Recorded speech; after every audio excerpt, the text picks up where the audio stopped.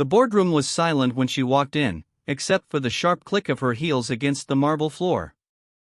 Dozens of eyes followed her, some curious, some dismissive. The fluorescent lights buzzed overhead, cold and unforgiving. She straightened her blazer, steady breath, unaware that before the hour ended, the entire room would see her in a way no one expected. But first, she had to endure the sting of humiliation. Kayla Johnson was 23, a summer intern at one of New York's most prestigious investment firms. Every morning, she arrived earlier than anyone else, brewing coffee, organizing files, memorizing project details like her life depended on it. The scent of roasted beans and printer ink filled the air as she worked, her fingers moving fast across keyboards, her mind sharper than the suits who barely noticed her. She wanted to learn, to prove herself. But in this building, titles spoke louder than talent. On the 35th floor, power was everything. Executives wore arrogance like custom-tailored jackets. Among them was Richard Hale, a senior manager with a reputation for belittling anyone beneath him. He had a booming voice, a habit of interrupting, and a smile that never reached his eyes. He viewed interns as background noise, not people. And Kayla was about to become his next target. That morning, the firm was hosting a high-stakes meeting. A potential $3.2 billion merger was on the table. The boardroom smelled faintly of polished wood and expensive cologne. Laptops were open, charts glowed on large screens, tension thick as glass. Kayla's role was simple: assist with presentation materials, keep things running smoothly. She had triple-checked every slide, every chart. Still, her hands trembled slightly as she adjusted the HDMI cable. "Make sure you don't mess this up," whispered a fellow intern, half joking, half warning. She forced a smile, nodding. Inside, her heart tapped against her ribs like a ticking clock. Then Richard entered. His navy suit caught the light, gold cufflinks flashing as he strode to the head of the table. "All right, people," he barked, "let's not waste time. We've got serious money on the line today." His gaze swept the room, then landed on Kayla. "Intern," he said, as if the word itself were a rank beneath dirt, "you're running the slides, right? Don't slow us down." The presentation began smoothly. Graphs shifted, figures rose and fell, voices droned in corporate rhythm. But midway through Richard's pitch, the screen froze. For 2 seconds. Then 5. A glitch. A minor one, but enough for him to turn slowly, like a predator sensing weakness. "What's going on?" His voice cut through the room. Kayla's fingers flew across the keyboard, trying to unfreeze the display. The system lagged, the spinning wheel mocking her every click. I'm fixing it," she whispered. He stepped closer, voice rising. "You had one job. One. How incompetent can you be?" A ripple of awkward silence spread across the table. Executives glanced at each other, some smirking, others looking away. Kayla's face burned. Her throat tightened, but she forced herself to keep breathing. The screen finally returned to normal, but the damage was done. Richard shook his head dramatically. "This is why interns shouldn't touch important work." His words landed like punches. She swallowed hard, blinking back the sting behind her eyes. She wanted to disappear, but she stayed rooted, refusing to let him see her break. The presentation resumed, but now, every tick of the clock echoed louder. Every side glance felt heavier. At the end of the meeting, Richard clapped his hands together. "Good job, team," he announced, loud enough for everyone to hear. Then, turning toward her, "and special thanks to our intern for almost tanking a multi-billion-dollar deal." Round of applause, everyone. Laughter burst out, sharp and cruel.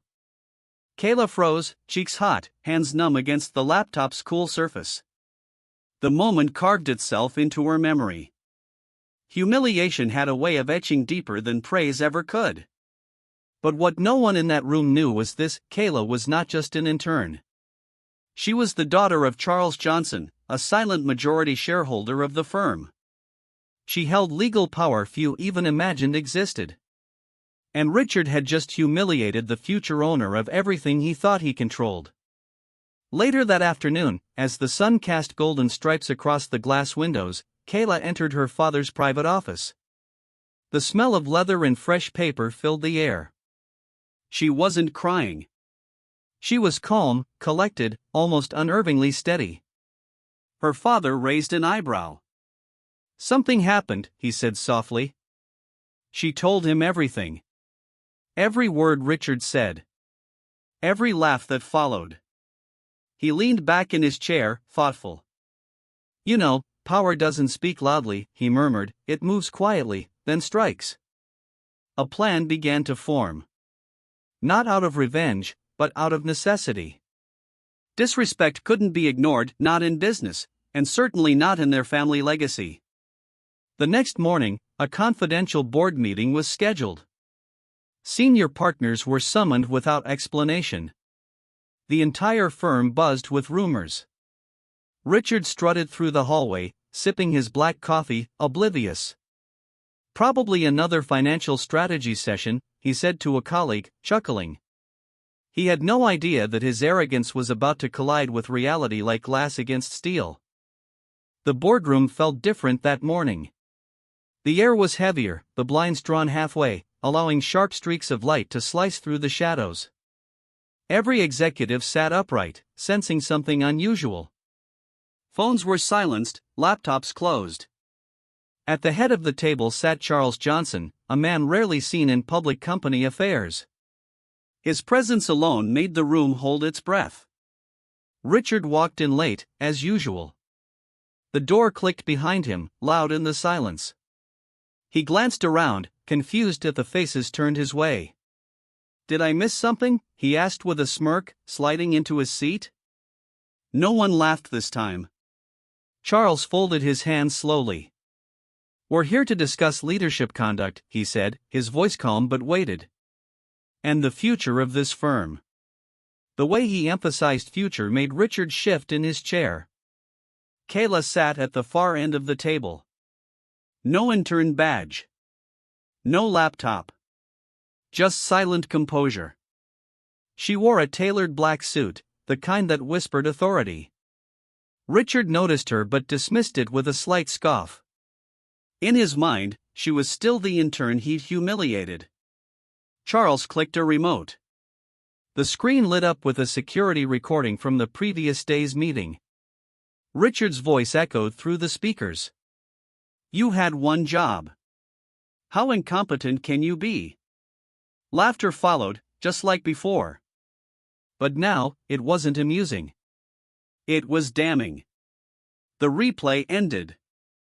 The silence that followed was brutal. Every executive's eyes turned toward Richard. His confident smile faltered. "This is out of context," he began, trying to regain footing. It was a tense moment, and Charles raised a hand. Richard stopped mid-sentence. "Tense moments," Charles said evenly, "reveal true character. Not excuses." Then he turned to Kayla. "Would you like to introduce yourself?" Kayla stood. The sound of her chair sliding back echoed like a gavel. She took a breath, calm and deliberate. "My name is Kayla Johnson," she said, her voice steady, "daughter of Charles Johnson, majority shareholder of this firm, and as of this week, a new member of the board." Richard's face drained of color. She stepped closer, locking eyes with him. "Yesterday, you mocked me publicly," she continued, not knowing who I was. "But this isn't about titles. It's about how you treat people when you think no one's watching." A murmur rippled through the room. Someone shifted papers nervously. Richard tried to speak again, but words caught in his throat. Charles leaned forward. "Effective immediately," he said, "Richard Hale will be removed from his managerial position pending review. Arrogance is not leadership. Disrespect has no place here." The finality in his tone was like a hammer striking steel. Richard opened his mouth, closed it again, realizing no one in the room stood with him. The same people who once laughed at his jokes now avoided his gaze. Power had shifted, quietly and completely. Kayla didn't gloat. She didn't need to.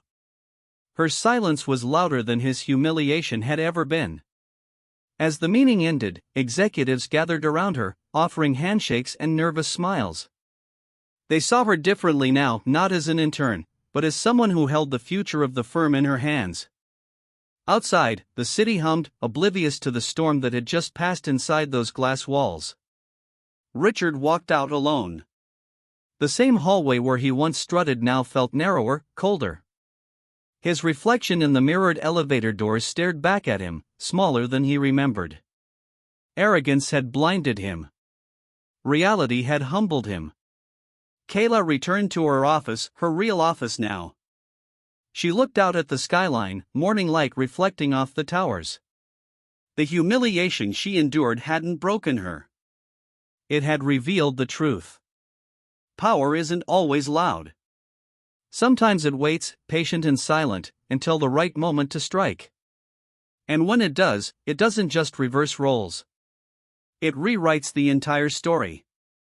So the question remains, how many Richards are out there, laughing too soon, never realizing who's watching?